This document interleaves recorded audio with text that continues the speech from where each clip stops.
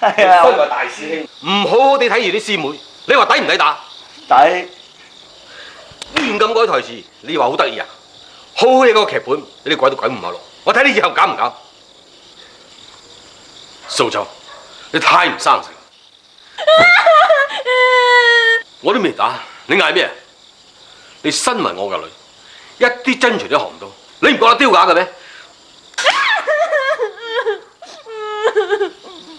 全部同我起身！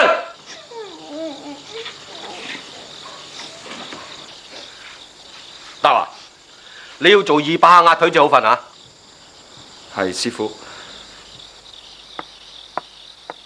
小芳，你同素秋背劇本，未背熟兩個都唔准瞓啊！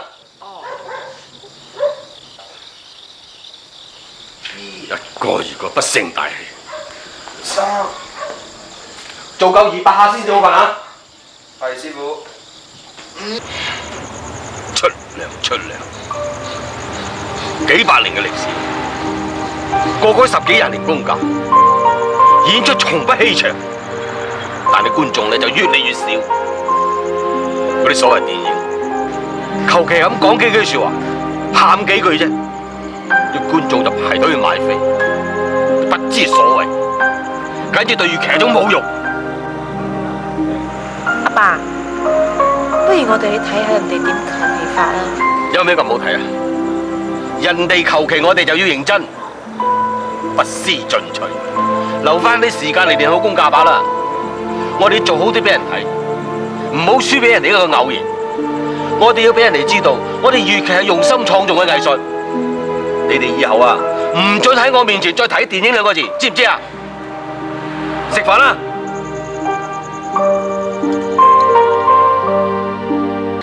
其實好似嗰隻狗啊！你3個邊度嚟？師傅。師傅，講啊！喺邊度嚟？要出同學。你有書讀咩？係我同學吧？係咩同學？係男定女？女同學，我哋去行街。街有咩好行啊？不如留啲時間你溫習功課或者係功架。我哋去見識下啫嘛，等於放下溫習啊。行街有咩好見識啊？條條街都一樣噶啦，有車有屋有人，有咩好見識啊？唔係啊，有百貨公司，有電影院。你睇電影啊？講啊，係咪睇電影？小芳，你講。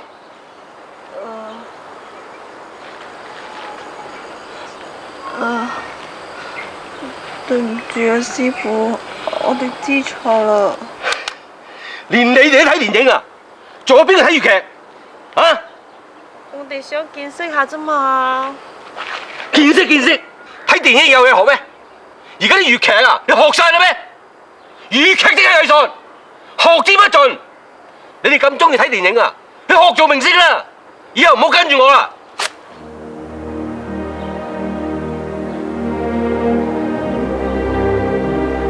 阿爸，師傅，我哋又唔敢噶啦。爸冇嬲啦。入去煮飯啦。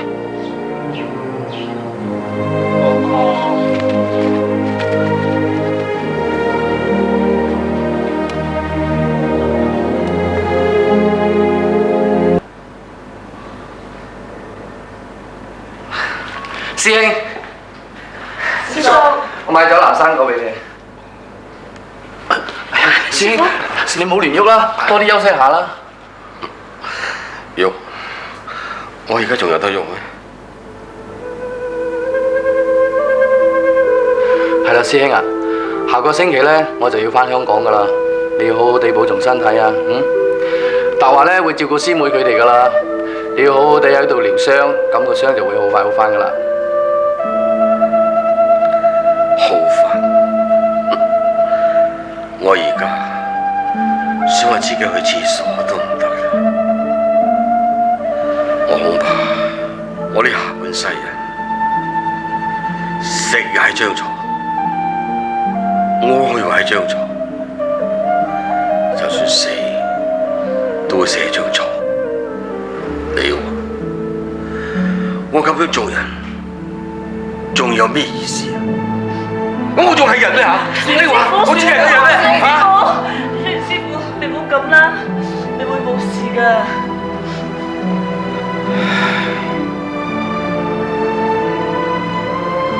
得，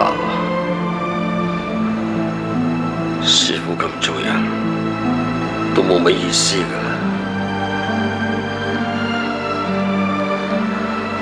你以後要好好地照顧兩個師妹，知唔？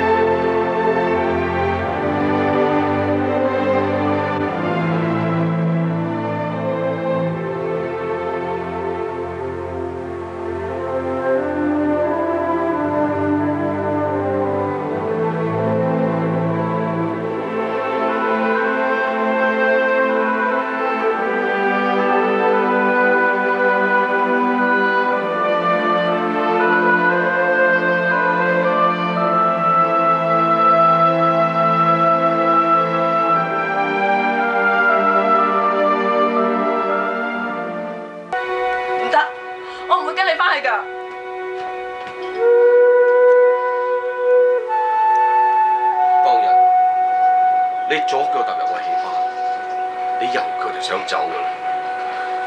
而你肯留低，係因為你無家可歸。但係而家都係一樣，屋企係屋企，唔係我嘅。喺我爸死咗冇幾耐，佢就跟大個男人走，劈低唔要我。由嗰時開始，我已經同佢冇晒關係啦。點解？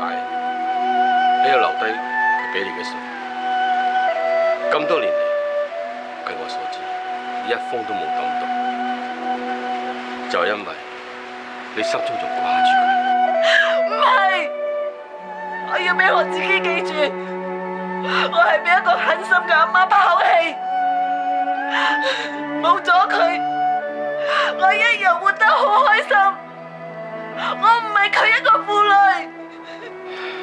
小芳，你太偏激。你知道咩叫做負累嗎？好似我而家咁，行又唔行得，企又唔企得，